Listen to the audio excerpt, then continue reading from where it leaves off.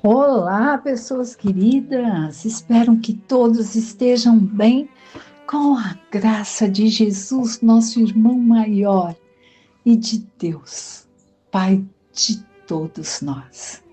Vamos dar continuidade ao estudo do Evangelho segundo o Espiritismo, capítulo 7, Bem-aventurados os pobres de espírito. Estamos lá no item Instruções dos Espíritos. Nós já vimos na última leitura que nesse capítulo nós temos dois espíritos que vieram ali nos trazer o parecer deles para que possamos entender melhor tudo que já foi lido, estudado, pensado, conversado e repensado por nós quando nos avaliamos, né? Durante esse capítulo. E nós estamos aqui no primeiro espírito, Lacordaire, Constantina, 1863, Orgulho e Humildade. Então vamos dar continuidade, que nós já vimos aqui, nos colocando nesse item, a importância da humildade, de saber que temos muito sim a aprendermos e que temos que estar abertos aos ensinamentos. Ensinamentos em todos os sentidos, né? Da área da inteligência que precisamos aqui para o avanço do planeta, mas também os ensinamentos de Cristo e de como sermos, como agirmos e jamais nos deixarmos levar pelo orgulho. Aqui nós terminamos o último estudo falando que ainda nos dias de hoje é como se nós estivéssemos ali criando imagens para adorarmos. Por quê? Porque é muito mais fácil criar o que é material do que fazermos a nossa reforma íntima para realmente seguirmos os ensinamentos do Cristo, porque isso exige mudança interior, mudança e boa vontade. Bom, continuando, página 98. Despertai, meus irmãos e meus amigos, que a voz dos Espíritos toque vossos corações. Sede generosos e caridosos sem ostentação, ou seja, fazei o bem com humildade. Que cada um destrua pouco a pouco os altares que levantou ao orgulho. Pouco a pouco, meus amigos, nós vamos de pouquinho em pouquinho destruindo, não que exista ali um altar com santos, com imagens físicas palpáveis, mas dentro de nós, as que nós criamos ali através do nosso orgulho. Em uma palavra, ser de verdadeiros cristãos, e tereis o reino da verdade.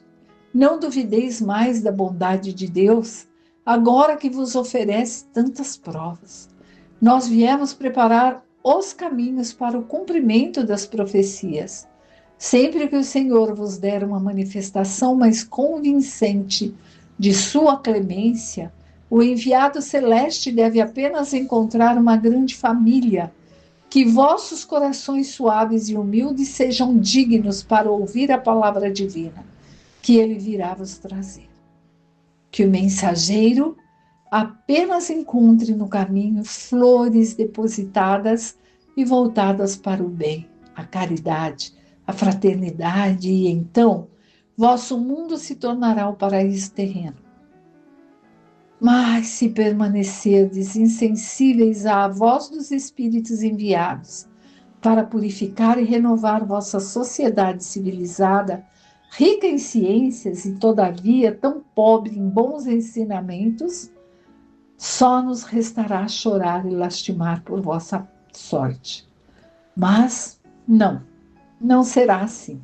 Voltai-vos para o Deus vosso Pai, e então todos nós que tivermos servido ao cumprimento de sua vontade, entoaremos o cântico da ação de graças, para agradecer ao Senhor sua inesgotável bondade para glorificá-lo por todos os séculos dos séculos. E assim seja. Que nós vimos aqui, né? Que nós precisamos acordar, sermos dignos dos ensinamentos que esses espíritos, como acordar, está aqui nos trazendo, nos mostrando. Sermos dignos dos ensinamentos de Jesus, que ele nos trouxe há mais de 2000 anos e nós não conseguimos ainda compreender. Ou aqueles que já compreendemos, nós não praticamos, né? Então temos que buscar dentro de nós, acordarmos para poder ali melhorarmos e colocar em prática esses ensinamentos. Nós já devemos ter reencarnado tantas e tantas vezes e estamos patinando, mas de pouquinho em pouquinho chegamos lá, né? Ainda nesse mesmo item, tem Adolfo, bispo de Argel, Marmande, de 1862. Homens, por que vos lamentais das calamidades que vós mesmos amontoastes sobre vossas cabeças? Vós menosprezastes a santa e divina moral de Cristo. Não fiqueis, pois, espantado de que a taça da maldade tenha transbordado por toda a parte. Nós criamos, meus amigos, tudo o que passamos somos nós mesmos que criamos. E por vezes a gente fala assim, meu Deus, como pode isso, como pode aquilo? Se a gente perceber até a mudança das estações do ano, dos acontecimentos meteorológicos aí, da chuva intensa, do fogo, do calor, tudo muito ampliado. Nós estamos aí há muito tempo mudando tudo isso. Então, vamos ficar atentos. O mal-estar torna-se geral.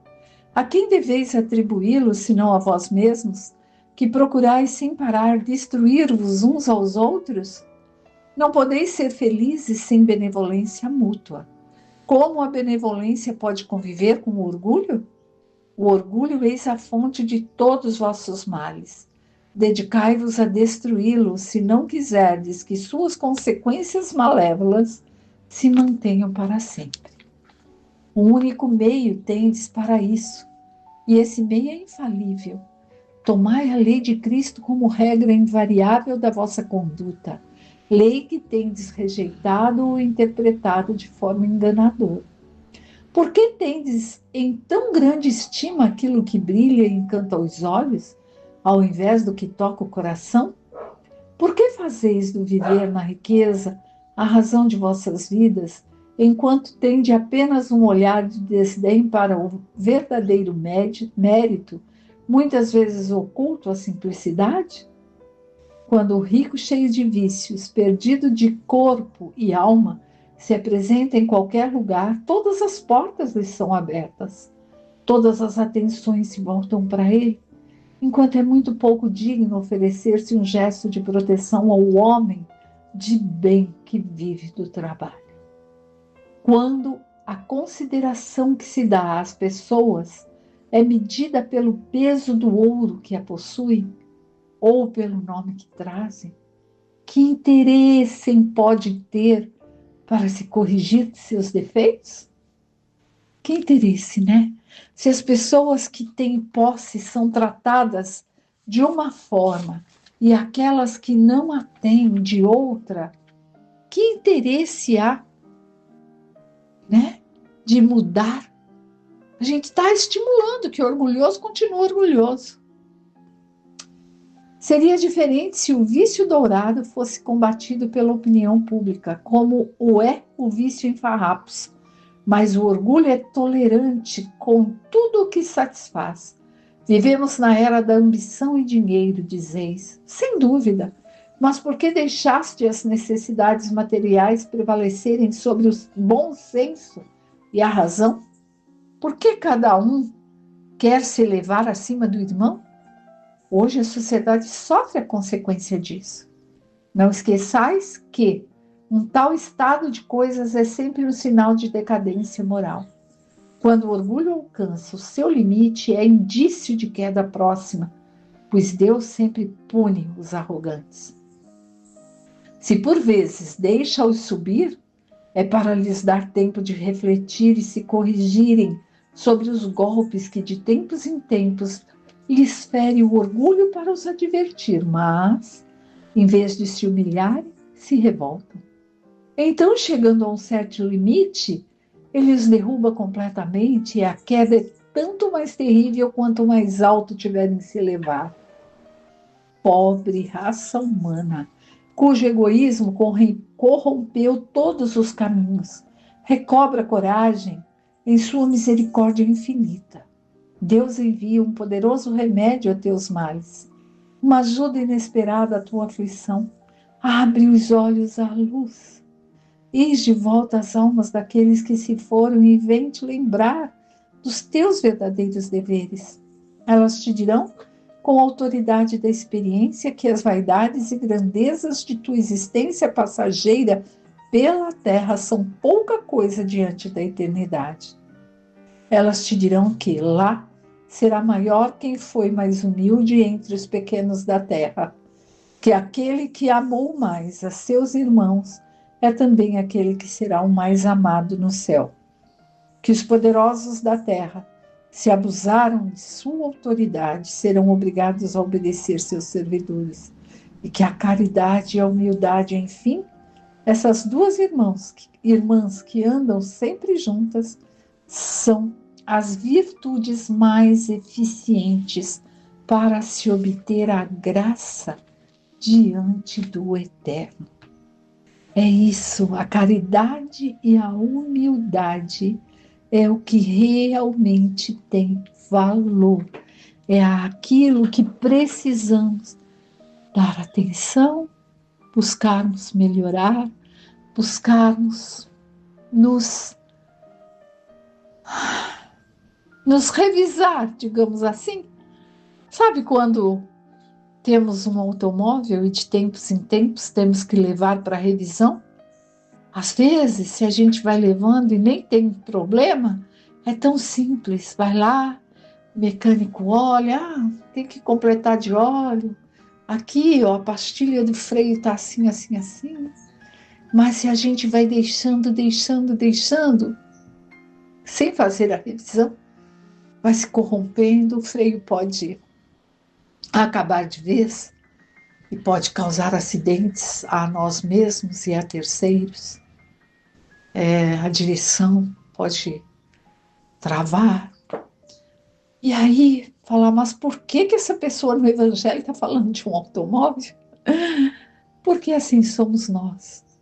No quesito saúde, que temos que estar sempre atentos para não deixarmos as mazelas ali da emoção se transformarem em doenças do corpo físico, e sempre que aparecer alguma, irmos sim em busca do auxílio, pois que Deus deu a irmãos nossos a oportunidade do estudo para poderem ali se tornarem médicos, psiquiatras, psicólogos, etc, etc. E o mesmo devemos fazer conosco no quesito mudança interior. Temos que nos revisar e pensar, será que fui orgulhosa hoje? Será que agi mal hoje? Será que machuquei alguém hoje? É no dia a dia, porque aos pouquinhos nós temos que ter essa consciência e agirmos diferente no dia seguinte. Não é esperar para fazer essa revisão no final do ano, lá no dia 31 de dezembro. O ano vai mudar, eu vou mudar também. Prometo que vou ser melhor, não vou ser orgulhosa, não vou machucar, não vou fazer críticas que destroem, mas sim apontamentos que possam edificar ao irmão que está precisando ali de um auxílio. E vermos isso em nós, como posso me melhorar no dia a dia. não só nos rituais criados ali pela sociedade de final de ano. Então, vamos lá? Que possamos, sim, pensarmos e vermos aquilo que podemos fazer. Que assim seja, graças a Deus.